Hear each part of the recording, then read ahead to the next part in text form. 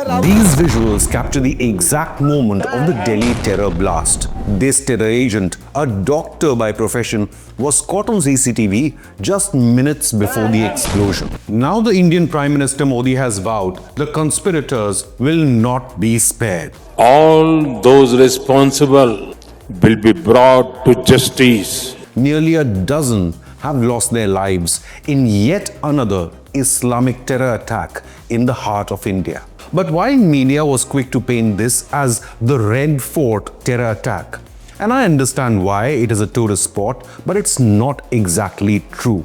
In fact, Red Fort is closed to visitors on Monday, and it was nearly 150 meters away from the blast site. This terror agent actually caused the explosion in close vicinity to the historic Gauri Shankar Temple and another Jain temple next to it.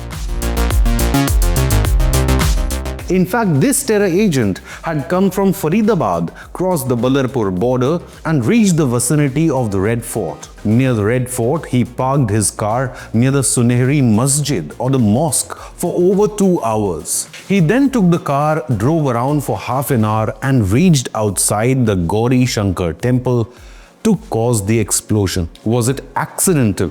Was it coincidence?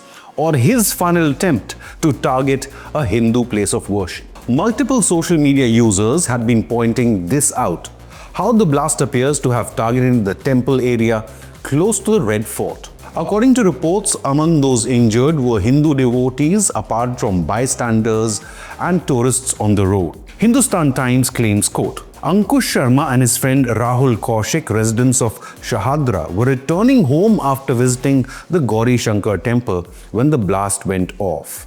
Outside the hospital, Ankush's father stood by the barricades, pleading with security personnel to let him in. Gauri Shankar Temple is one of the oldest religious sites in Delhi and has natural shivling dating back more than 800 years. This temple has withstood foreign invasions of India and occupation of Delhi by foreign Mughal invaders.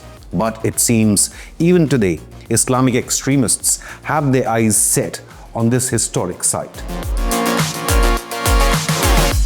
By morning, investigation teams were still scanning the temple region for any additional clues.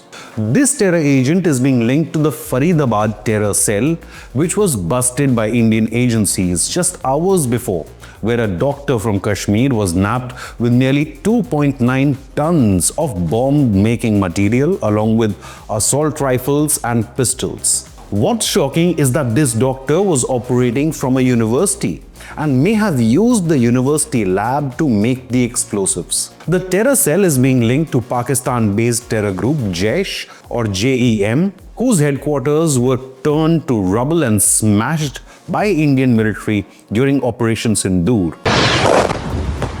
That was the fallout of the Pahalgam terror attack, in which Islamic terror group massacred 26 Hindu tourists in Kashmir. This shocking pattern of Islamic extremists targeting Hindu temples and places of worship is emerging in recent investigations. Behind the scenes, India's agencies have been working tirelessly to prevent at least 8 other terror attacks in India over just the last 1 month. A Muslim doctor from Hyderabad was caught in Gujarat with 2 of his associates making ricin, a poison far deadlier than even cyanide. And what was his aim? To poison water and prasad at Hindu temples. His associates had surveyed locations in Lucknow, Delhi, and Ahmedabad. Since the Delhi blast, several states in the country have been put on high alert. Delhi police has even imposed the UAPA or Unlawful Activities Prevention Act sections. In Uttar Pradesh, security has been tightened at religious sites in capital Lucknow. Security has also been increased at religious sites in Uttarakhand. Haryana has put high alert across the state, while precautionary alerts are in place in Maharashtra, Bihar, and Telangana. It was a radical doctor from Telangana's capital, Hyderabad, who had been arrested just a day before the Delhi blast by Gujarat Anti-Terror Squad. Gujarat ATS nabbed this doctor and his 2 associates who were preparing highly lethal chemical poison called ricin. This extremist doctor named Dr. Ahmad Syed had a Chinese MBBS degree. His two associates had links with Islamic State Khorasan Province or ISKP, the terror group who is behind countless deaths and terror attacks across the world. Just how can even educated people fall victim to this dark age, repulsive cult ideology? Gujarat ATS DIG Sunil Joshi revealed, quote, Syed, who earned his MBBS degree in China, has been preparing a highly lethal poison named ricin to execute a major terror attack. He had already begun the necessary research, procured the equipment and raw materials, and initiated the initial chemical processing. He was quoted by the NDTV. Their handlers used to send them arms from Pakistan via drones. The three accused conducted a recce in different sensitive locations in Lucknow, New Delhi, and Ahmedabad, told a senior ATS officer. News 18 reports claim that suspects were planning to mix ricin poison in drinking water as well as temple prasad or the food offerings in these cities. Intelligence sources told News 18. ISIS is possibly shifting from kinetic or bomb-based operations to biochemical or psychological terror. The idea is to cause panic, create distrust in the government, and exploit communal sensitivities. Unquote. If successful, this Islamic terror cell could have caused far more damage than even the Delhi blast. In the last 30 days, Indian intelligence agencies have been able to prevent more than 8 potential terror attacks within the country. The 3-day search operation conducted by Jammu and Kashmir Police in collaboration with Haryana Police between November 8th and 10th led to the largest seizure of explosives in recent years. 2 doctors, including 7 people, have been arrested. The operation uncovered 2,900 kilograms of explosives and inflammable material, rifles, pistols, and IED making components during the raids in Faridabad on the outskirts of New Delhi. Jammu and Kashmir police spokesperson revealed, investigation revealed a white-collar terror ecosystem involving radicalized professionals and students in contact with foreign handlers operating from Pakistan and other countries. Unquote. Investigators suspect the arrested group has links to Jaish or the JEM and Ansar Hind terror groups. Indian anti-terror agencies have been working tirelessly to keep the country safe. Yet, even one incident like the Delhi blast shows that extremists have now managed to brainwash even educated people. Worryingly, a notable terror pattern is all too obvious. Islamic terror groups have made it a habit to target Hindu temples or pilgrimage sites in an attempt to spark communal tensions in India and spark religious hate.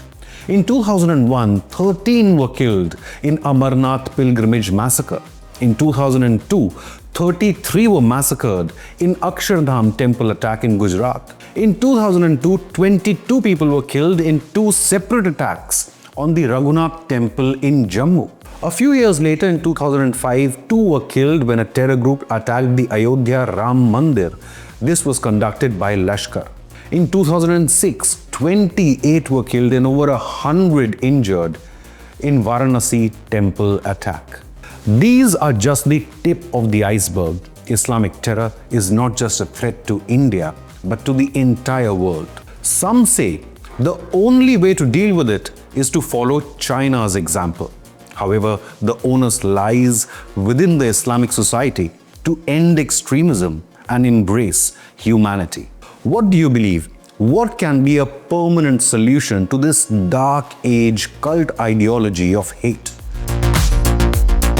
Israeli ambassador to India, Reuven Azar, has conveyed his condolences over the incident. Azar stated, "Heartbreaking scenes in Delhi following the car blast resulting in so many dead and injured.